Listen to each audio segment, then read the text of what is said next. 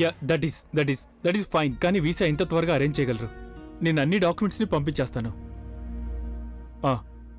Please please, it's a request, త్వరగా చేయించండి. మా నానమ్మ ఇంకా మా అన్నయ్య వదిన. Okay okay, thanks. సాగర్,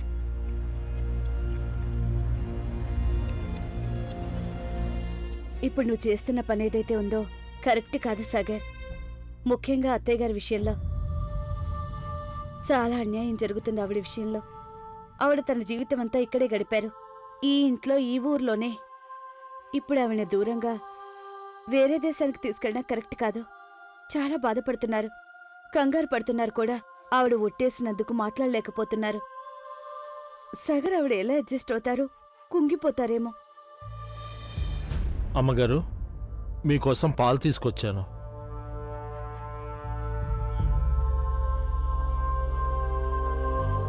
కానీ నువ్వు నాతో పాటు లండన్ వస్తావు. గోవిందయ్య గారు, నేను ఆలోచిస్తున్నాను. ఒకవేళ నేను చిన్నాతో లండన్కి వెళ్ళిపోతే అప్పుడు రోజూ నాకిలా పాలు ఎవరు కల్పిస్తారు? కానీ అమ్మగారు, మీరు మీ సాగర్ కోసం ఎంతగానో తప్పించిపోతున్నారు. తను లేకపోతే చాలా బాధ కదా.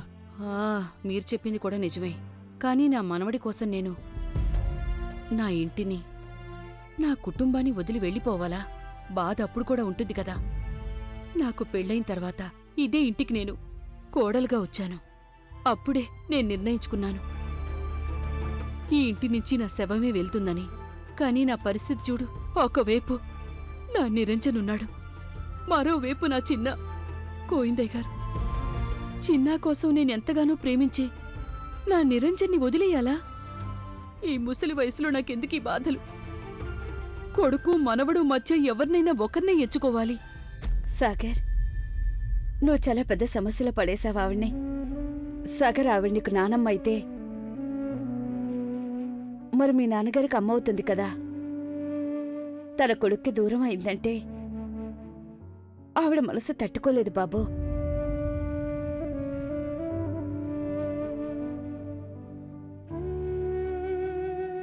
జీవితంలో అందరూ కష్టమైన నిర్ణయాలు తీసుకోవాలి మమ్మీ.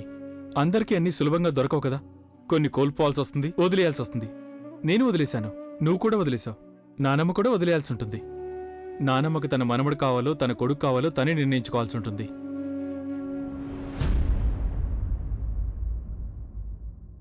ఆ నిర్ణయం సాగర్ తీసుకున్నాడు కరుణ. నన్ను నమ్మకూడదని నిర్ణయించుకున్నాడు. నా నిజానికి ఇంకా అహంకారానికి మధ్య సాగర్ అహంకారాన్నే ఎంచుకున్నాడు. ఇక ఈ విషయానికే నేను ఆ రోజు ఆ ఇంటిని అందరినీ వదిలి వచ్చేయాల్సి వచ్చింది. ఇక ఈ రోజు సాగర్ నా మీద నిందలు వేస్తున్నాడు. నేనే తనని మోసం చేశానంటున్నాడు. నేను తనని మోసం చేసి తనను వదిలి వెళ్ళిపోయానంటున్నాడు. నేను అమ్మా, అలాంటి వాళ్ళది నిజమైన ప్రేమ కాదు, అది వ్యామోహం.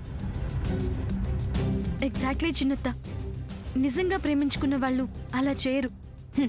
ఎంత మనసు విరిగిపోతే కన్న కూతుర్ని పట్టుకొని మా దృష్టిలో చచ్చిపోయా ఉంటుందా తల్లి? అది సరే అమ్మా, తన కూతురుతో తన మాట అనేటప్పుడు ఆమె మాటల్లో వ్యథ, కళ్ళల్లో బాధ గమనించావమ్మా? పెద్దబాబుకు బర్త్డే విషెస్ చెప్పు కూడా వెళ్ళాం కదా. ఊరికే ఎలా కాలిపోతుంది? మంట పెడితేనో పడితేనో తగలబడుతుంది.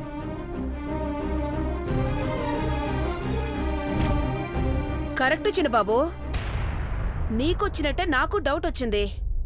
పార్వతే షర్టును తగలబెట్టిందనుకుంటా.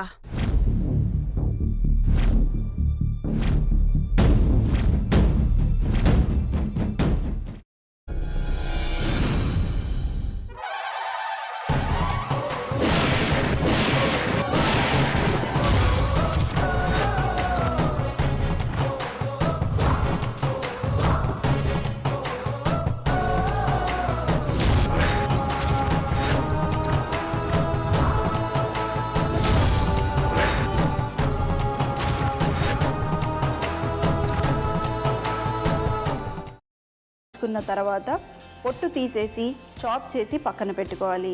ఒక ప్యాన్లో కొద్దిగా నూనె వేడి చేసి అందులో ఆవాలు, మినప్పప్పు, శనగపప్పు, కరివేపాకు, సన్నగా తరిగి పెట్టుకున్న ఉల్లిపాయలు వేసుకుని 1 నిమిషం పాటు వేయించుకోవాలి. ఆ తర్వాత కాల్చి కట్ చేసి పెట్టుకున్న వంకాయని కూడా అందులో వేసుకుని బాగా మిక్స్ చేసి బౌల్లోకి ట్రాన్స్ఫర్ చేసుకుని అందులో తగినంత చిక్కటి పెరుగు లేదా పల్చటి పెరుగు వేసుకుని మిక్స్ చేసి అన్నంతో కానివ్వండి, చపాతీతో కానివ్వండి సర్వ్ చేసినా చాలా బాగుంటుంది.